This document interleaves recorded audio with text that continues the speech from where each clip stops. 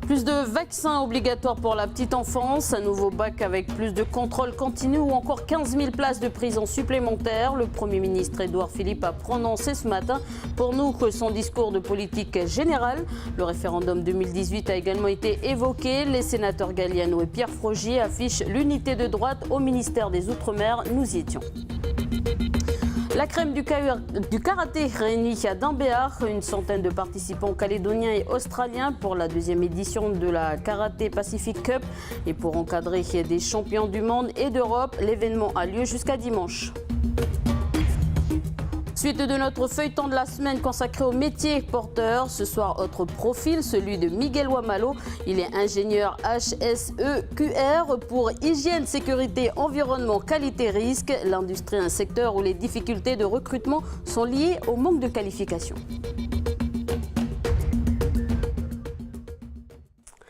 Mais pour ouvrir ce journal, regardez cette image. Bobby, Jojo et Olive, ce sont les trois jeunes requins léopards lâchés sur la plage du Rocher à la voile à Nouméa cet après-midi. Pour la petite histoire, l'aquarium des Lagons avait récolté 11 œufs de requins léopards l'an dernier à la baie des Citrons. Il y a eu 10 naissances, à part les 3 relâchés aujourd'hui. 4 sont partis dans un aquarium de Chicago. Les 3 derniers seront gardés à l'aquarium. Et toujours au chapitre animalier, une araignée proche de la veuve noire a été découverte en avril au lycée de Pointe-Boute. Identifiée par l'Institut de recherche, elle est présente depuis longtemps au pays. Elle n'est pas mortelle, peu agressive, mais son venin peut provoquer de fortes douleurs et une marque rouge. Elle peut pondre 3000 œufs. 11 vaccins obligatoires pour la petite enfance. Édouard Philippe, Premier ministre, a annoncé un certain nombre de mesures à l'Assemblée pour nous ce matin à l'Assemblée nationale lors de son discours de politique générale concernant la justice. Il a assuré que le gouvernement tiendrait la promesse de créer 15 000 places de prison. Pour l'écologie, il souhaite davantage taxer le gasoil. Son autre objectif est de diviser par 2 les déchets mis en décharge, mais aussi de recycler 100% des plastiques. Pour cela, d'ici à 2025, Édouard Philippe annonce qu'il va aussi réformer le baccalauréat à l'horizon 2021. Je vous propose de l'écouter chez nos confrères de France 24. Quant au baccalauréat, nous le ferons profondément évoluer. Une concertation sera lancée dès la rentrée prochaine pour resserrer les épreuves finales autour d'un petit nombre de matières et définir ce qui relève du contrôle continu. Nous aboutirons avant septembre 2018 pour une mise en œuvre complète de cette réforme pour le bac 2021. Voilà, notez que son discours a été approuvé par 370 parlementaires. Philippe Gomez et Philippe Denoyer se sont abstenu.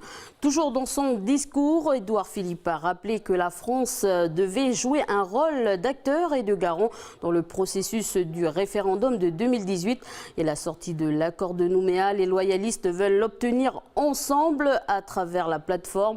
La plateforme, c'est donc l'union constituée lors des élections législatives entre Calédonie Ensemble, les Républicains, le MPC de Galliano et enfin tous Calédoniens de Pascal Vittori. Galliano est allé défendre cette position auprès d'Annick Girardin, la première ministre de l'Outre-mer. On l'écoute.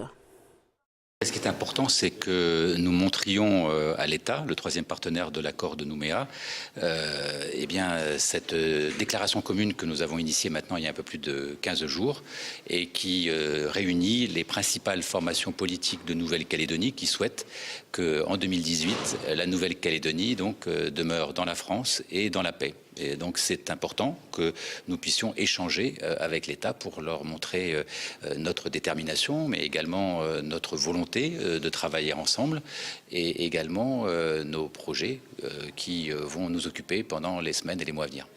Voilà des propos recueillis par Maurice Cessé d'Outre-mer News TV. Une centaine de karatékas réunis pour la deuxième édition de la Karaté Pacific Cup. Elle commence aujourd'hui et jusqu'à dimanche. Les pratiquants participeront à un camp d'entraînement conduit par 5 champions du monde et d'Europe dans la salle des arts martiaux de Dimbéa. Parmi eux, Mick Dak, champion de France kata. Je vous propose de regarder ce reportage. Il est signé Duke Menongo. Depuis ce matin, une quarantaine de karatékas du pays et leurs homologues australiens prennent part à un training camp.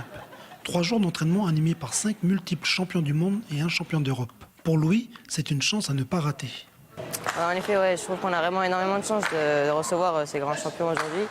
Et donc c'est vrai qu'on est partagé parce que moi je pratique dans le karaté, il y a le combat, il y a le kumité et le kata. Et donc là on a des maîtres kata et des maîtres de kumité, donc je ne sais pas tellement lequel choisir, mais on a vraiment beaucoup de chance aujourd'hui d'avoir tous ces grands maîtres à notre disposition et on essaie d'en profiter au maximum pendant ces 3 jours. Le champion d'Europe René Small est en préparation pour les prochains Jeux Olympiques. Venir ici en Océanie, c'est avant tout pour partager. I hope to be able to improve them where I can and show them my vision. And I think it's European style or Oceania style for fighting is a little different.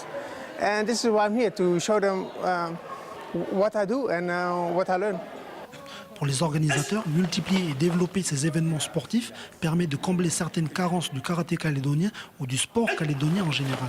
Il y a une bonne technique qui se travaille, mais maintenant c'est vrai que c'est vraiment l'expérience qui nous manque parce que on ne peut pas faire autant de compétitions qu'on le voudrait pour prendre de l'expérience et pouvoir exporter plus le karaté calédonien sur l'extérieur. Cet événement basé sur le partage rencontre tout de même son lot de difficultés. C'est bien sûr le facteur financier. Et puis après, bien sûr, c'est de trouver les bénévoles, les gens qui veulent bien développer de telles actions.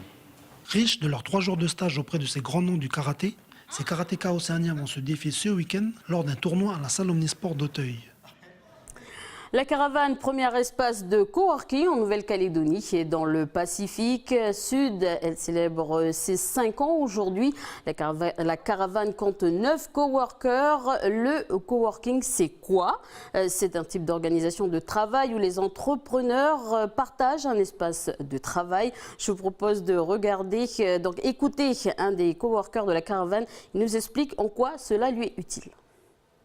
D'abord, il y a l'aspect logistique et immobilier du local, c'est-à-dire que les dépenses sont mutualisées avec d'autres entreprises. Donc vous avez l'avantage d'être dans un local où vous pouvez exercer votre métier, votre profession, votre projet, le développer, sans pour autant subir tout ce qui incombe à une entreprise ou à un entrepreneur par rapport à un bail immobilier, par rapport à la maintenance du lieu, par rapport à des charges propres au fonctionnement d'une entreprise. Donc tout ça, c'est mutualisé et supporté par l'ensemble des entreprises. Donc économiquement, c'est intéressant. Ça m'a apporté aussi beaucoup de réseaux. On partage beaucoup sur les connaissances mutuelles, que ce soit de la communication, le marketing, la gestion, voilà, ces aspects-là. Et dernier élément, moi, qui fait que je me suis senti bien à la caravane, c'est que je suis à plein temps chez un client, et donc je ne suis plus présent dans mon activité d'entreprise, beaucoup moins. Donc ce sont d'autres personnes avec qui je travaille, des intervenants de Evolution, qui eux trouvent ici une salle de réunion, un lieu pour se réunir. On se voit le samedi, on se voit des fois très tôt le matin.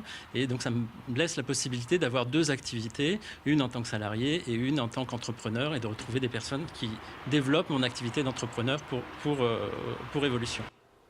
Et notre feuilleton consacré au métier porteur continue ce soir. Est-ce que ingénieur HSEQR vous dit quelque chose? HSEQR pour ingénieur hygiène, sécurité, environnement, qualité, risque. Eh bien, Miguel Wamalo exerce ce métier à l'usine de Vavuto. C'est la police de l'usine. Je vous propose de regarder ce reportage. Il est signé Anissa Toussi.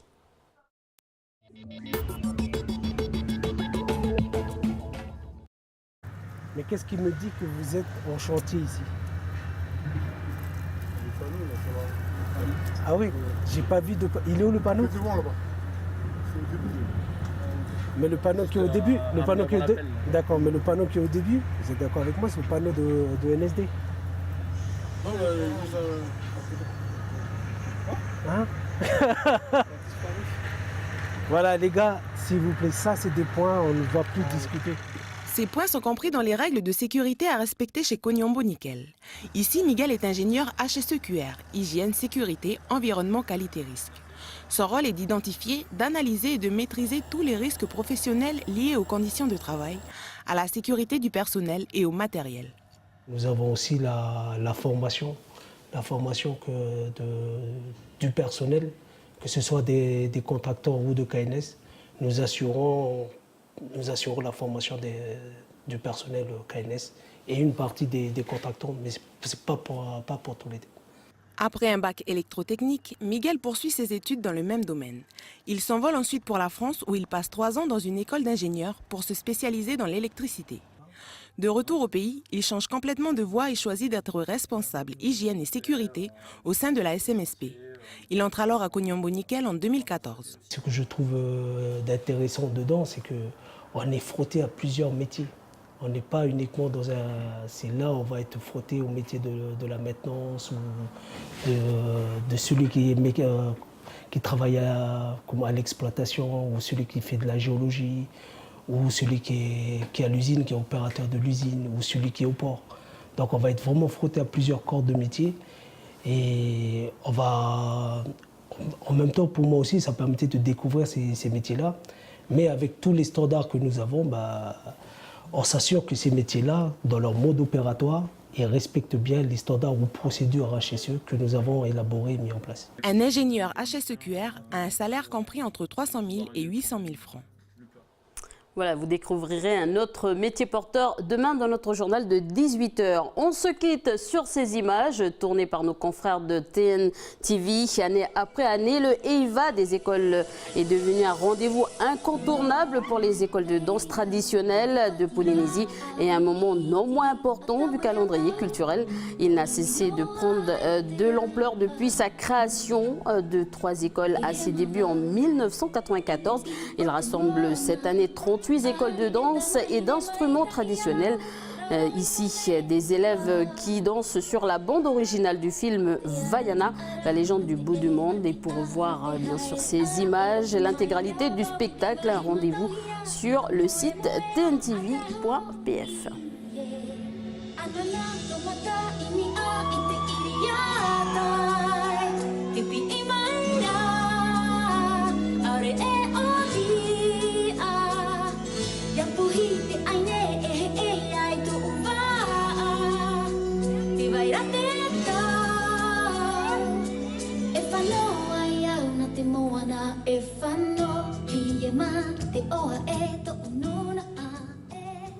Voilà, j'aimerais bien danser, mais je n'ai pas la taille pour bon.